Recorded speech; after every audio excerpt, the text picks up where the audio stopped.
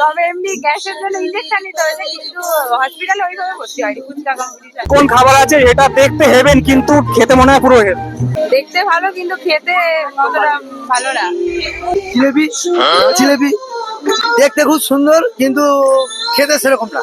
Sugar candy, sugar candy বাচ্চারা ওটা দেখে বিভিন্ন মানে প্রচন্ড খুশি হয়, কিন্তু ওটা হেলথের পক্ষে একদম হেলথ, আর খাবারটাও খুব একটা মানে ভালো জিনিস নয়। সুগার ক্যান্ডিটা আমার কাছে মনে হয় ফার্স্ট প্রায়োরিটি দেওয়া উচিত ওটাকে।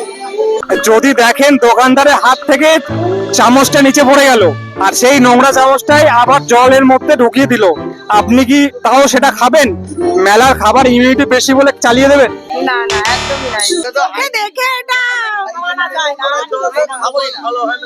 ওটা তো খাওয়াই যাবেই না, কারণ যেহেতু ওটা আমাদের সবচেয়ে মেন কথা নিজের চোখে দেখা। আমরা কোনো জিনিস নিচে পড়ে গেলে সেই জিনিসটা তুলে খাওয়া যায় কি? সে বাড়িতে হলো না, আর বাইরে তো একদমই না। সেই জন্য একদম যদি হয় এবার সেটা কোনো ব্যাপার না, ওটা কোইন্সিডেন্স হয়ে গেছে। চোখে দেখার পরে আর এটা একদমই নয়।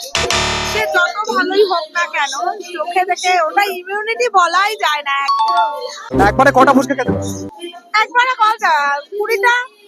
ও না, একবারে এক মুখে একবারে আপনি কতটা খেতে পারেন? 20টা এর উপরে আমার পক্ষে। টাইম লিমিটেড না থাকলে তাহলে এখন ওটা হিসাবের বাইরে চলে যাবে। যতক্ষণ পারবে ততক্ষণ কোনো ব্যাপার না, কিন্তু লিমিটেড টাইম থাকলে তো তখন তার মধ্যে হয়তো 20টা এর বেশি হবে না। আচ্ছা, কখনো কি ফুচকা কম্পিটিশন করে পরের দিন হসপিটালে ভর্তি হয়েছিলেন? না না না, এরকম ফুচকা কম্পিটিশন করেছি একবার, কিন্তু হসপিটালে ভর্তি হতে হয়। আচ্ছা, আপনি একবারে কটা ফুচকা খেতে পারেন? আমি কম্পিটিশন করিনি, কিন্তু 30টা। হসপিটালে কোনো ভর্তি হয়েছিলেন? না, এমনি ফাস্টফুড খাওয়ার দিক থেকে হয়েছি, ভর্তি হয়নি। তবে এমনি গ্যাসের ইনজেকশন নিতে হয়েছে, কিন্তু হসপিটালে ওইভাবে ভর্তি হয়নি। ফুচকা কম্পিটিশন। দাদা একবারে কটা ফুচকা খেতে পারবেন? 20টা। আমি তো এমনিতে সত্যিকারের এটা আমি ফুচকা কমই খাই, যদি ফ্রিটা হয় তো একটু চেষ্টা করে দেখতে পারি।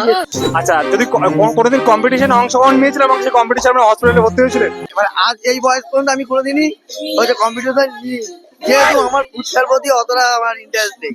আপনাকে যদি অপশন দেওয়া হয়, দুটো অপশন দেওয়া হয়, 24 ঘন্টা শুধু পাপড়ি চাট খাবেন নাকি ঠান্ডার ভিড়ের মধ্যে 10 কিলোমিটার একটা নর্মাল জামা পরে ঘুরে বেড়াবেন? আমি পাপড়ি চাট খেয়ে নেবো। নর্মাল জামা কাপড় মানে পরে ঘুরে বেড়ানো আমাদের পক্ষে পসিবল। জামা পরলে কি তাতে কি কোনো বেনিফিট আছে? এটা দুটোর মধ্যে একটা অপশন সিলেক্ট করুন। অপশন থাকলে কেন নর্মাল জামা পরবো? তাহলে পাপড়ি চাটই খাবো। তাহলে 24 ঘন্টা শুধু পাপড়ি চাট খেয়েই যাবেন। আর দুটো 24 ঘন্টা কেউ পাপড়ি চাট খেতেও পারবে না, আর এই ঠান্ডা যা আজকে পড়েছে, আর আগে 24 ঘন্টার মধ্যেও কেউ নর্মাল জামা পরে ঘোরাটাও তার কাছে দুটোই করা যাবে না, একদম বেকার। সত্যি করে বলুন তো, কলকাতার বড় বড় দোকানের ছেলে মেয়ের জিলিপি এত ভালোবাসে কেন? এটা কি তেলের গুণ নাকি ধুলোবালির ম্যাজিক? এটা তেলের গুণও না, ধুলোবালির ম্যাজিকও না, এটা বাঙালির ইমোশন। মেনলি ওটা ভালো হোক আর খারাপ হোক, এটা একটু হলেও আনহেলদি জেনেও সবাই ওটা পছন্দ করে। এটা হচ্ছে বাঙালির ইমোশন।